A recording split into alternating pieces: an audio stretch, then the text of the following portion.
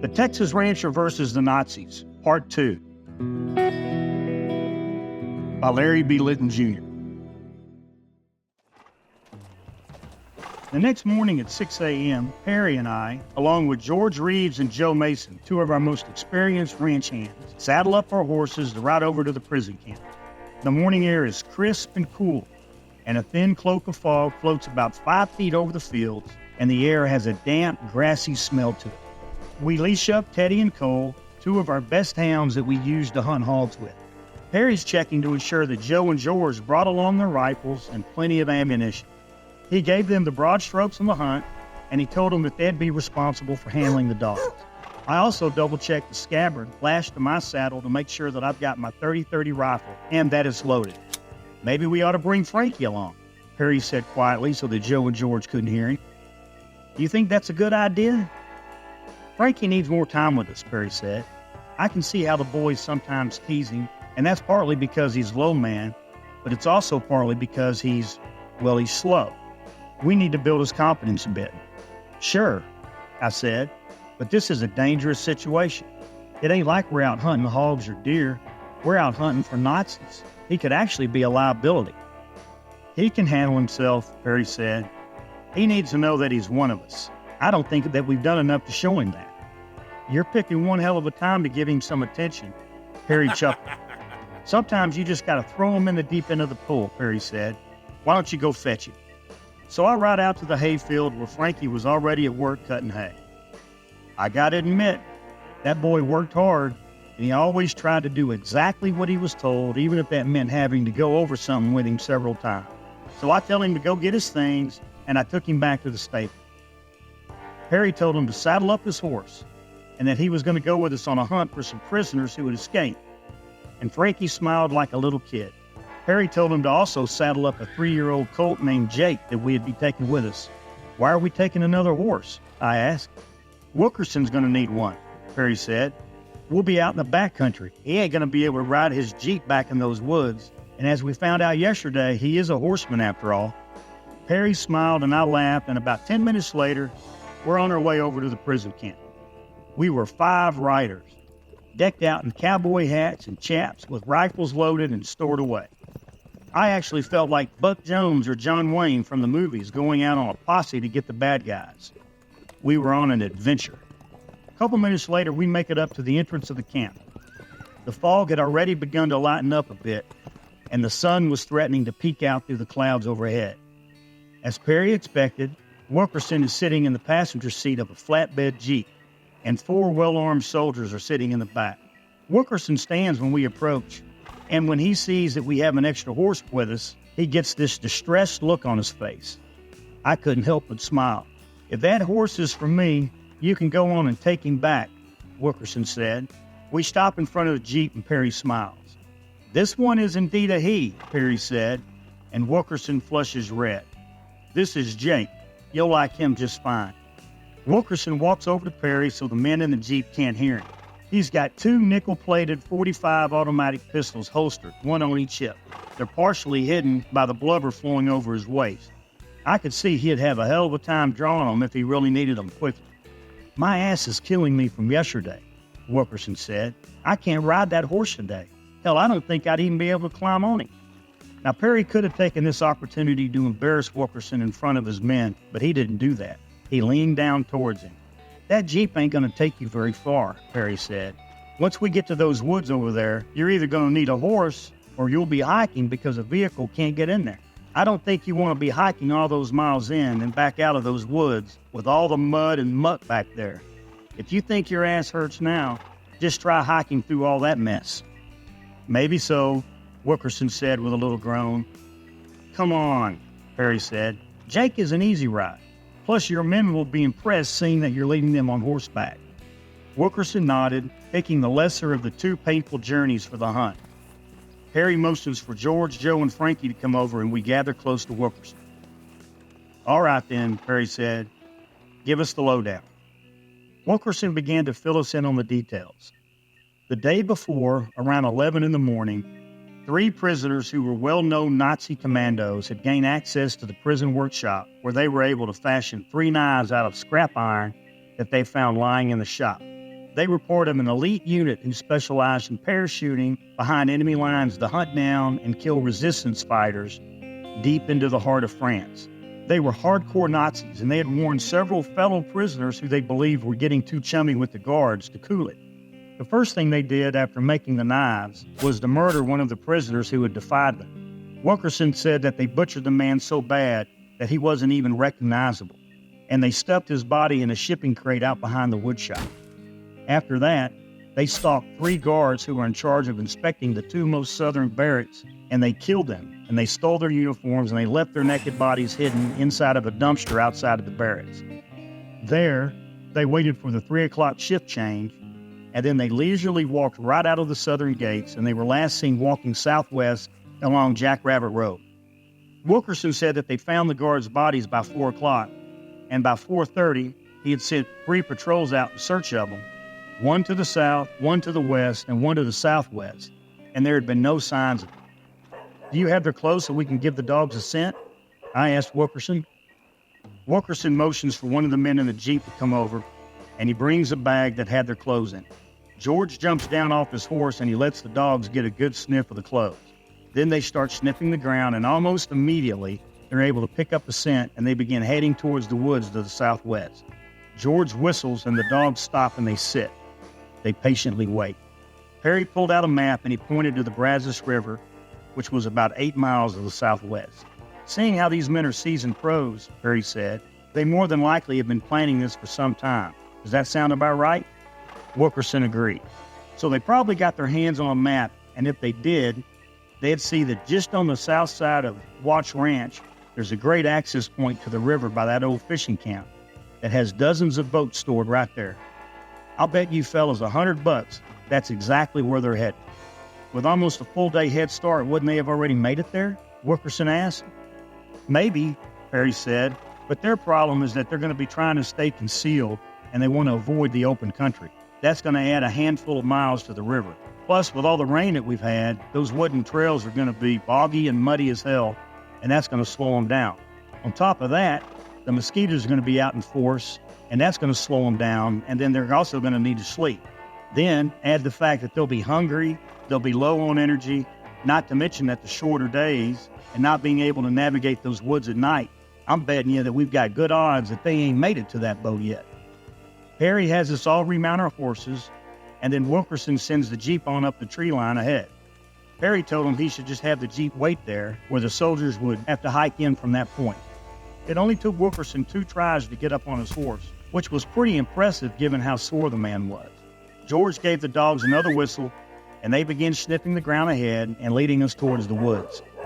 The fog had begun to burn off, and the sun was out, and it looked as if the rain would stay away, which was positive so as not to wash the scent away for the dogs. The dogs took us into the woods that ran along the southern border of the prison camp, where an old trail had been cut there long ago. The Jeep was already there, and the 4 soldiers were already out and waiting for us. Perry planned to use them to fan out behind us in case the Germans tried to backtrack. "You ain't ever told me how you ended up supervising a prison camp in Texas," Perry said. We could both see that Wilkerson looked miserable, and he kept shifting around on the horse. Even though he loved picking at Wilkerson, Perry was trying to distract the poor man from his misery. "I was over in Hamburg in 43 and early 44, Wilkerson said. "I actually ran a squad of minesweepers. The Germans had buried thousands of them all around the outskirts of town. We'd managed to clear out a wide section just to the edge of town, and I got careless, and I missed one and it blew. I got lucky that it didn't kill me, but it scragged me pretty good, and it took a big-sized chunk of muscle right out of my leg." "That sounds painful as hell," Perry said. "What a dangerous job." "Pretty harrowing," Wilkerson said. "I lost 6 men over the course of a year. The Germans were getting good at making those mines hard to detect, and they even started making some of them out of wood so that our metal detectors couldn't pick them up. When I blew myself up, I went through 4 surgeries to remove all the shrapnel, and I was getting ready to be redeployed to a desk job in Europe when I got the word that my wife was in the hospital with cancer. She was down here in Texas with her mother, so I applied for a transfer and I got sent here." I actually saw Wilkerson in a different light as he told that story. I felt bad for him, and I could see that Perry did too. It did explain how he came to gain all that weight. "How's your wife doing now?" Perry asked. "She's dead," Wilkerson said. breast cancer, and it spread to her brain. Wilkerson's eyes began to get red, and I felt sorry for the man. "I'm so sorry to hear that," Perry said. "What's a man to do?" Wilkerson said, shrugging his shoulders. "I've learned that life just isn't fair." Wilkerson tried to be nonchalant, but I could tell by his eyes that he was far from being over it. Over the next couple hours, we head deeper into the woods. George, Joe, and Frankie are at the vanguard, following the dogs, and Wilkerson and I are not far behind them. And then there's 4 Army privates that are a ways behind us. Perry points down at the trail, and there, bigger than Dallas, are 3 sets of footprints deep in the mud. As we make our way further down, the trail becomes more slushy, and the canopy of trees is dense, and the air is thick, and the earthy scent of pine and mud are in the air. The soldiers behind us have fanned out. The morning sun has broken through, casting long shadows throughout the forest.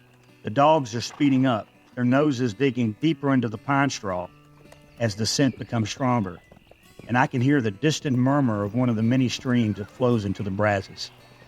"What's the story with those pistols?" Perry asked. "You actually look like General George Patton going into battle." Wilkerson smiled. "The father of one of the men who was killed under my command had them made for me," Wilkerson said.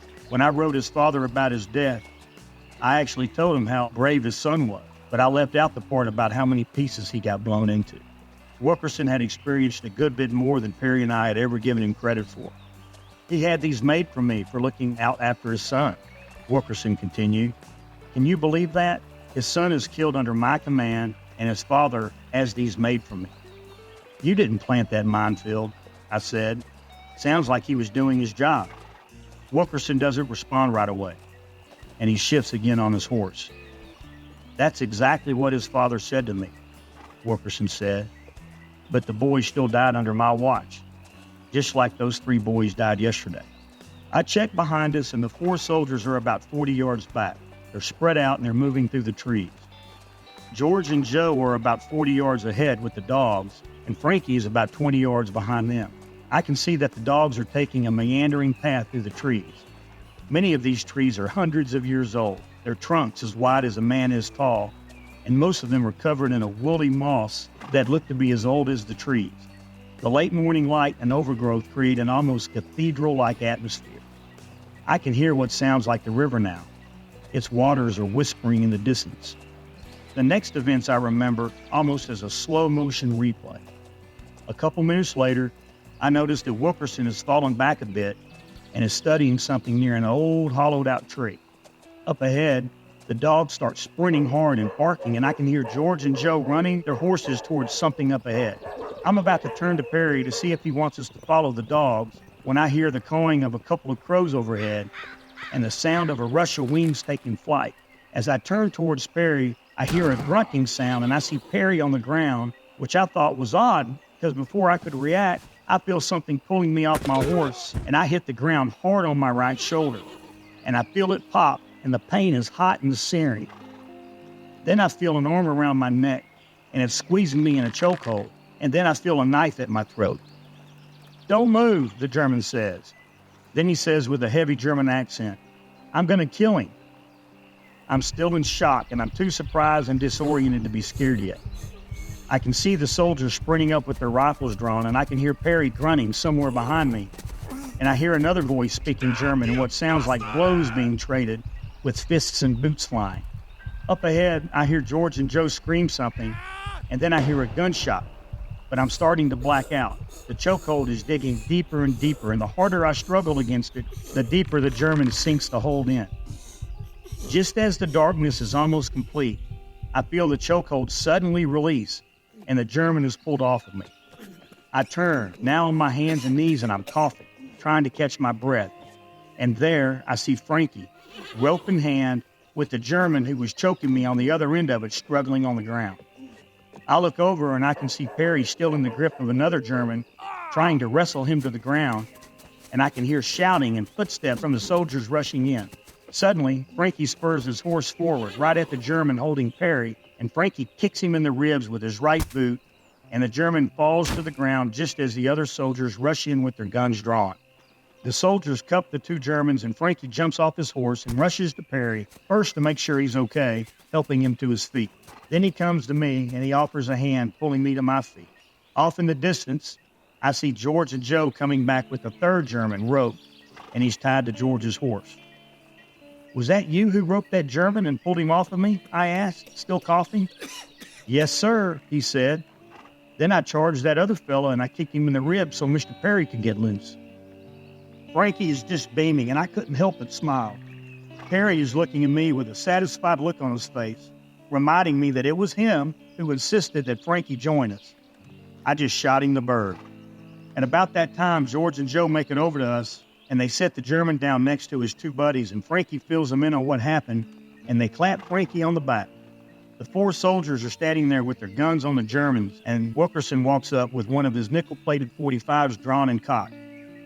His eyes are dark, staring right at the Germans. I nudge Perry to get his attention, and Perry immediately sees the same thing that I see. "What are you doing?" Perry asked, putting his hand on the shoulder of Wilkerson. Wilkerson slaps his hand away. "I'm going to execute all three of these scumbags," Wilkerson said. "Hold on a second," Perry said. Wilkerson is only about 10 feet from the Germans, and they could see the murder stare in Wilkerson's eyes. They are covered in red welts of mosquito bites, and one of the men begins to pray. "You need to think for a minute about what you're saying." Wilkerson turns to Perry. His face is flushed with anger and his eyes now ablaze. "I've already thought about it," Wilkerson said. "These men deserve to die." "Yes, they do," Perry said, trying to reason with Wilkerson. "But you can't just walk up and shoot these men. They're your prisoners. You need to take them back and give them a trial first. You don't want to do this in front of your own men." "Trial?" Wilkerson asked. "The men they killed yesterday didn't get a trial. My men killed in Germany didn't get a trial. My wife didn't get a trial. What makes these men so special?" Perry just looked at Wilkerson for an uncomfortably long time. "The fact that you're an American, hell, you're also a Texan," Perry said. "It's not about them being special. It's about you being special." Wilkerson's eyes flickered at the sound of the word Texan. "What are you talking about? What does that even mean?" "It means that you don't murder people no matter how badly they deserve it or what they've done," Perry said. "If you kill these men now, you'll be no different than a Nazi yourself. You know that. You'll lose your soul forever if you do this. They deserve a trial, and then if they're convicted and sentenced to death, I'll be happy to shoot them with you, but not this way." Wilkerson stood there for a few seconds looking at Perry. Then he raised his .45 and he aimed it at the first German. And he stood there for what seemed like an eternity. And I could see his finger begin to whiten as he began to pull back on the trigger. But after holding it there for what seemed like an hour, he dropped his hand to his side and he began to sob. Perry stepped up next to him, placed an arm around Wilkerson's shoulder, and they slowly walked in silence back to Wilkerson's horse.